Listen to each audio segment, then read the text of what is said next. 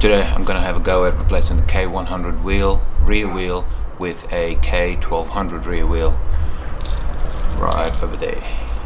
The reason I wanted to do the swap is because I wanted a wider tire on the rear. As you'd all know, the K100 factory stock rear wheel only accommodates a narrow or a skinny tire. For this street tracker kind of build, I just wanted that wider stance in the rear, and the only way to allow me to do that is to change the rim. So I managed to source a K1200 rim for a great price, and ended up putting some rubber on there, and that's ready to go. I'll also be replacing the rear monoshock with this. This is of a Yamaha R1, so I'm going to be fitting this into the bike. I might have to do some modifications to it, but I'll figure it out as I go, and I'll share the process with you guys. So stay tuned to see what it looks like. If you guys follow my Instagram, you would have seen I posted a photo a couple of weeks ago fitting the K1200 wheel, and it fit perfectly. I didn't have to use any spacers or anything like that, it just bolted straight on. Now it's a different story because I've got the tire fitted onto it, so I need to pull this off and fit the K1200 wheel, including the tire, and see if it fits well.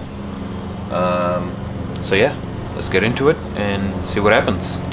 Alright, what I'm going to do next is clean these threads out. It appears like there's some sort of debris stuck in between the threads. I don't want to be forcing this into the wheel back onto the bike and damage these threads. So I'm just going to use a wire brush and a cordless drill and run through there and just get rid of all this crap that's in there, and then put some WD-40, some lubricant, and then bolt it into the bike.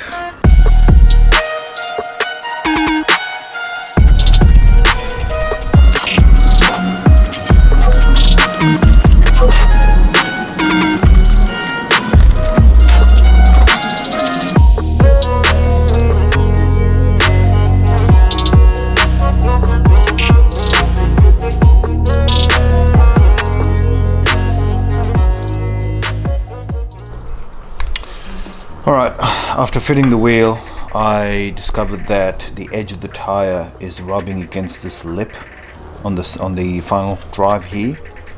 Just if you can see these marks right there and there, so that's the area where it's actually touching the final drive.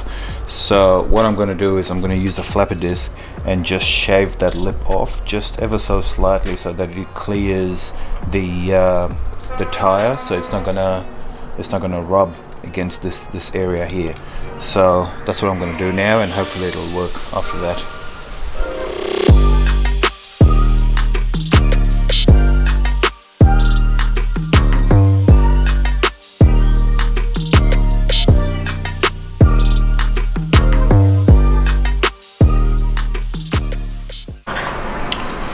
Alright, now that the grinding's done, I've made that really smooth and flush with the final drive, so hopefully that's going to clear it up, and we're not going to have any issues with the edge of the tire rubbing against that lip.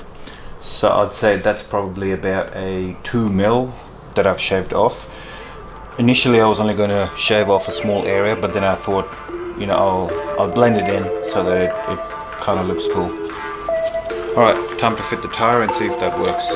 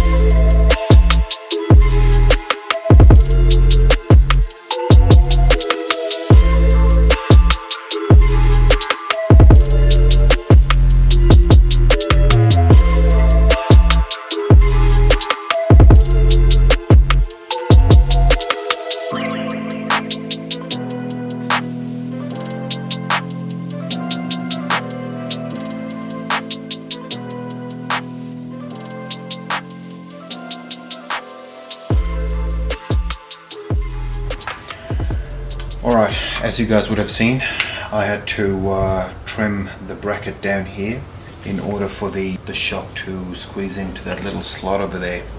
So I ended up removing that, rounded it off with the flapper disc, and now it seems to fit really well.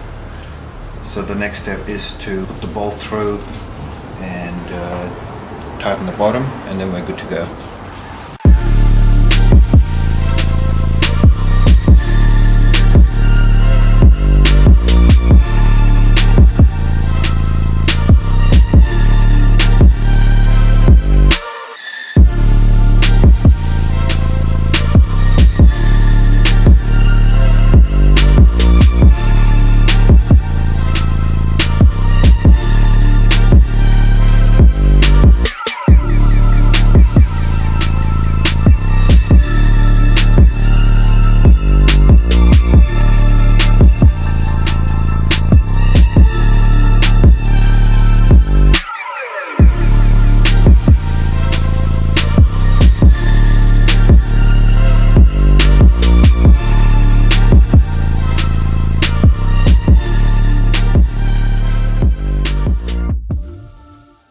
So there you go, the BMW K1200 wheel and the Yamaha R1 monoshock successfully installed, and it looks great.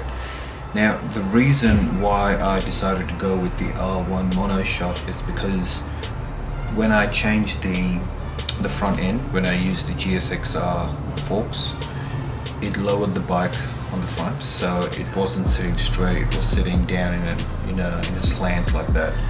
So to counter that, I decided to get a shorter shock so that it brings the bike down level. So at the moment it's sitting on the center stand. As you can see, the wheel's just floating. I'm gonna take it off the center stand and have a look at it, and I'll show you guys what it looks like.